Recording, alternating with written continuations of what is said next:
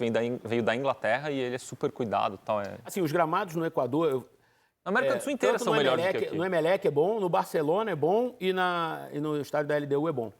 Não, a gente vê jogo no Centenário, que sempre foi ruim.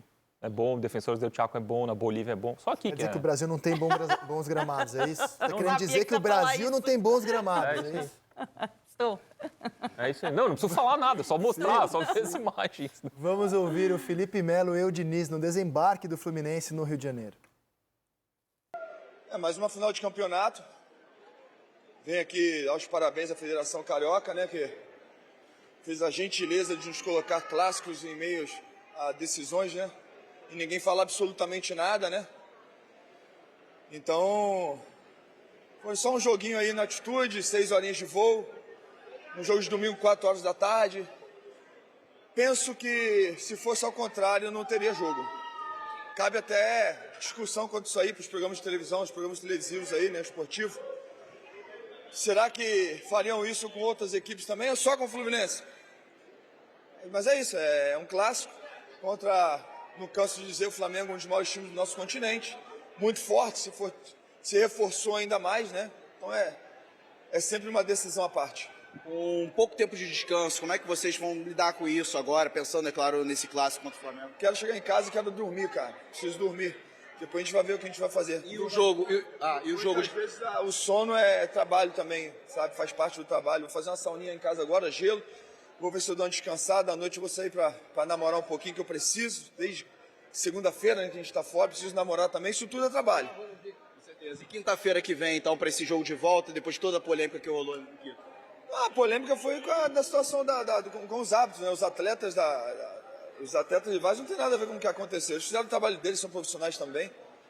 Mas da mesma forma que eles nos criaram dificuldades jogando em casa, nós também temos totais condições de criar dificuldades e poder sair daqui com resultado positivo. O Fluminense dentro de casa é muito forte, mas acho que a nossa maior força é a humildade. Nossa maior força é saber que temos que correr para trás, que temos que respeitar o nosso adversário, que temos que correr mais que eles e com bola saber jogar como o Fluminense sempre jogou, correndo risco quando tiver que tomar risco, mas também dando chutão quando tiver que dar chutão, assim como nós fizemos lá fora em Quito. Amanhã que a gente vai decidir o time que vai jogar, vai ver como que os jogadores vão reagir a esse jogo de ontem, que de fato a altitude, só para quem joga mesmo, que sabe a dificuldade que é jogar. Os jogadores ficam muito desgastados. A gente vai ver como os jogadores vão retornar amanhã para poder decidir o time que vai enfrentar o Flamengo. E na próxima quinta-feira, esse jogo, o apoio do torcedor, em casa, tentando buscar mais um título pelo Fluminense? A gente vai contar com o apoio da nossa torcida, que tem feito a diferença em muitas oportunidades. A gente espera, de fato, contar com o apoio deles. Sei que o Maracanã vai estar cheio, a gente vai procurar fazer o nosso melhor. O que o Fluminense pode fazer diferente no Maracanã? Tirando da altitude, o jogo muda completamente. A gente vai se empenhar ao máximo para fazer aquilo que a gente tem que fazer. A altitude é um negócio assim, muda muito a história do jogo. E a LDU tem um bom time. Eles conseguem jogar bem fora da altitude. Para eles saírem da altitude e jogar ao nível do mar, eles têm até um ganho físico, para quem está acostumado com a altitude. Para a gente que sobe, que é difícil. O jogo muda muito. Eu gostei da postura da equipe, os jogadores tentaram o máximo e na quinta-feira a gente vai fazer de tudo para entregar essa alegria para o torcedor. Vocês têm que falar esse negócio que o Felipe Melo vai falar. Gente, namorar é importante. Felipe Melo, tamo junto, entendi o recado. Mas a gente vai falar da questão da tabela, assim. Como eu falei antes, assim, o time que ganha no ano, ele acaba sofrendo muito no ano seguinte, principalmente no início da temporada. Foi uma decisão em conjunto, acho até que em conjunto da federação com o Fluminense, empurrar os clássicos do Fluminense para o fim do turno único, que é o Campeonato Carioca, exatamente porque o Fluminense só voltaria a trabalhar bem depois dos rivais, porque o Fluminense, a temporada dele foi até dia 22 de dezembro, no jogo contra o Manchester City. Então o Fluminense, com 30 dias de férias, só voltaria a trabalhar em 22 de janeiro. E o campeonato já teria começado, como começou. Então, para o Fluminense não jogar os clássicos com o time de meninos, dirigido pelo Marcão, achou-se essa solução de empurrar os clássicos do Fluminense para as últimas rodadas do campeonato do turno único. Por isso que o Fluminense jogou contra o Vasco antes, vai jogar contra o Flamengo domingo, e no outro domingo tem o Botafogo. Então, assim, O Felipe tem direito de reclamar. É ruim mesmo você jogar um Fla-Flu no meio de 2 finais. É óbvio. É ruim para o Fluminense, é ruim para o espetáculo, é ruim para os atletas. Mas é uma questão que é meio sem solução. Ou o Fluminense jogava os clássicos com um time sub-20 no meio da tabela, sem o Felipe Melo, por exemplo, poder jogar, ou paga esse preço do sacrifício. E aí o Fluminense, eu imagino, que tenha preferido pagar o preço desse sacrifício. E por isso se reforçou, e por isso montou um elenco hoje melhor do que era o do ano passado, com mais opções. Que o provável é o Diniz tirar o pé domingo, colocar... Não, o Diniz não tira pé, cara. Eu acho que ele vai ver, ó, quem tem condição. Isso. Quer jogar? Sim, Arias, Cano, André, Martinelli, essa galera, esses caras parece que não cansam, cara. Então... por outro lado, Felipe Melo, Marcelo, Felipe Melo, talvez pela questão da idade, do desgaste, enfim. O Marcelo saiu machucado e esse certamente não deve estar em campo no domingo.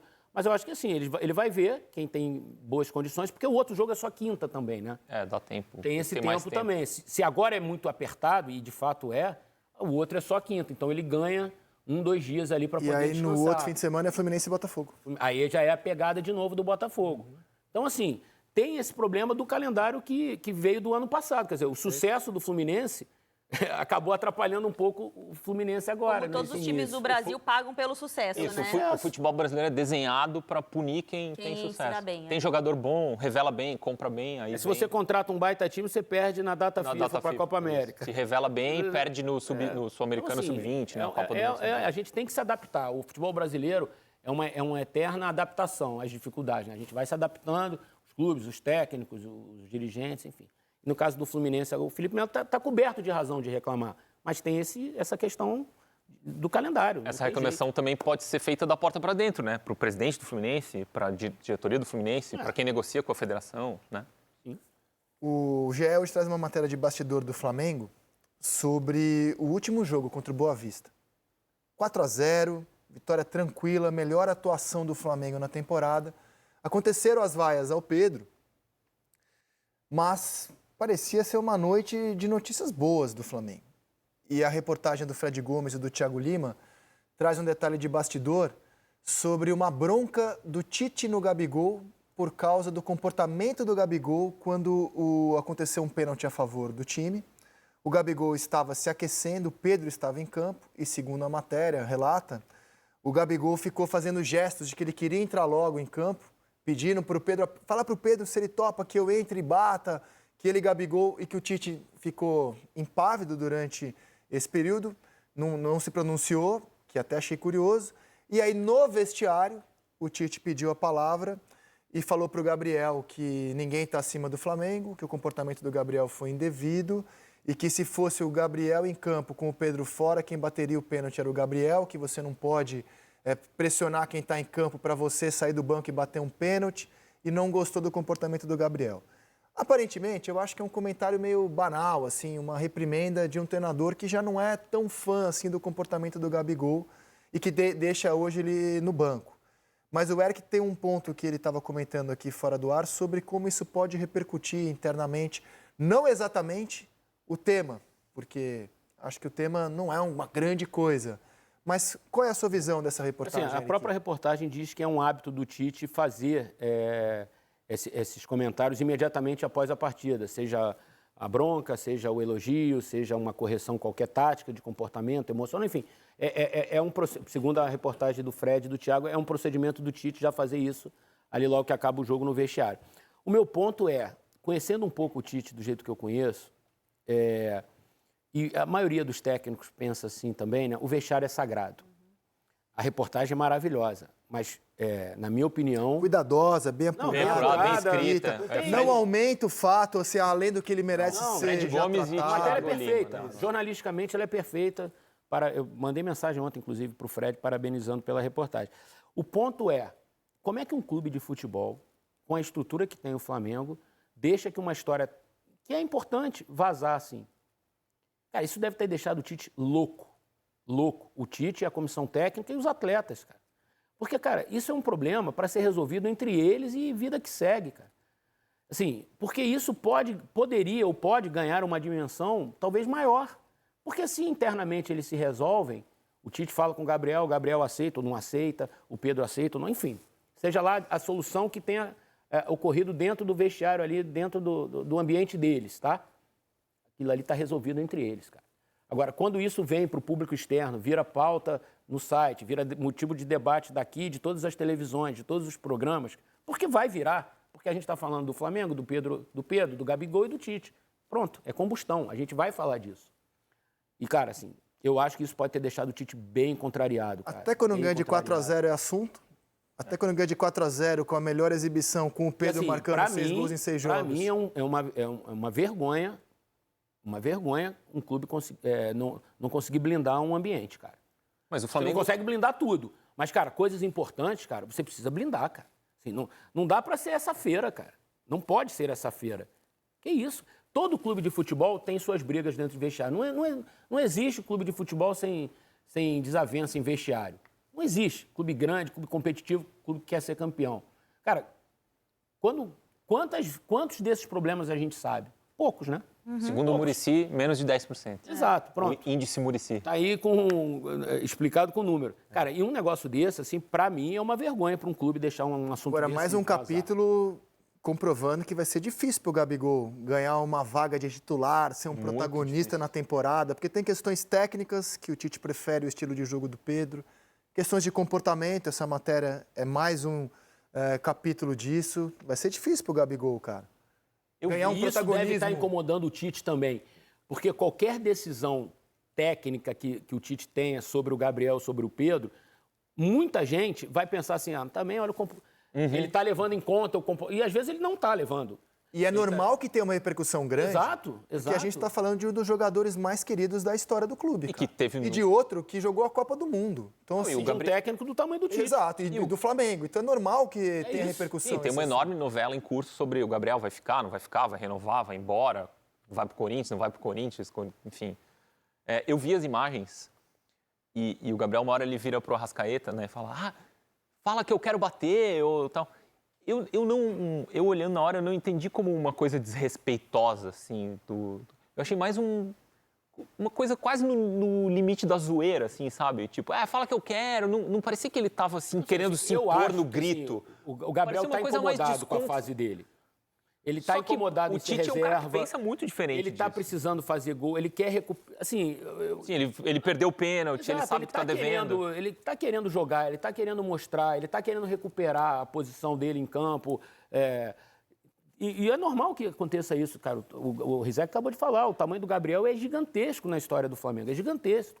E ele sabe disso. E para ele, cara, assim, não deve ser muito tranquilo estar vivendo essa situação. Tem uma ética entre os caras também, que é uma ética até um pouco diferente das condições normais. Eu não sei como é que é a relação dos dois também. E assim, é muito... É que nem quando o jogador vai ser substituído... E ele passa no cumprimento técnico. Isso vira sempre assunto, né? No cumprimento técnico, ou joga a garrafinha no chão. A gente olha o comportamento dos caras com um microscópio, praticamente. E esse comportamento do Gabriel depõe muito mais contra ele do que qualquer outra coisa. Por mais que seja tipo, não, deixa aí que eu vou bater. Não interessa muito, não interessa. Né? Pro Tite não interessa nada. Exato. E o cara tá ali, o Pedro tá ali nesse processo que o Eric falou. O Gabriel tá buscando... retomar esse protagonismo, que está muito difícil, e com o Tite vai ser muito difícil. Só que existe uma ética entre os jogadores ali que, em algum momento, o Gabriel sempre rompe. Só que agora ele encontrou um cara que é tão grande quanto ele, que é o Tite. Não na história do Flamengo, no futebol. Bem maior que o Gabigol no futebol. Não, o que eu quero dizer é o seguinte, no são Flamengo personagens gigantescos não, no mas futebol, entre alguém capaz entendeu? de domá-lo, assim, de impor limites. E alguém que ele vai desafiar... a gente pode lembrar inúmeras situações desde a saída, até mesmo com o Jorge Jesus, que o Gabriel fazia alguma coisa e, e a galera, não, passa um pano, não, tá tudo certo, o treinador que tá equivocado. Daí a gente pode reunir algumas situações. Agora não, agora ele encontrou um cara que ele vai fazer as gracinhas dele e o cara não gosta, e não vai legal. E no momento que o cara tá no banco de reservas, por mais ídolo que seja, o Gabriel... ele vai ter que reavaliar o comportamento dele para buscar essa vaga de titular. Porque mesmo ele jogando muito no treinamento, nem estou falando que é isso que está acontecendo, mesmo ele treinando muito bem, não vai ser o suficiente para ele convencer o Tite que ele vai entregar mais que o Pedro nesse momento, entendeu? Embora o Pedro possa passar a pior fase, vaiado pela torcida, é uma questão da visão do treinador. E a gente conhece o Tite, e o Tite, ele olha muito além do campo e bola. O cara pode ser um gênio, se não se adequar ao comportamento que ele julga o ideal, ele não vai tirar o jogador do time, porque ele perde o elenco. Ele perde a mão do elenco. Eu já vi alguns jogadores do Corinthians, da segunda passagem do Tite, falando muito sobre isso. Que ele segurava a onda de muitos jogadores para não romper com o elenco. E é assim a forma dele administrar. E o Gabriel encontrou alguém que vai bater de frente com ele. A gente vai fazer Quem é Melhor bem divertido do Fla-Flu de domingo. Divertido pra quem? Ah, divertido. Não é agora. Inclusive, vamos contar a história dos confrontos entre Tite... se enfrentaram no ano passado, né? Tite já no Flamengo, o Diniz no Fluminense. Vai ser o 4º confronto apenas da história dos treinadores. Mas não agora. Vou fazer um rápido intervalo. Na volta, a gente vai falar de Grenal. Vai falar também das providências que o futebol brasileiro pensa em tomar depois da tentativa de assassinato dos jogadores do Fortaleza, quarta-feira, por parte de torcedores do Sport. A seleção faz um rápido intervalo. É rapidinho mesmo. E já estamos de volta.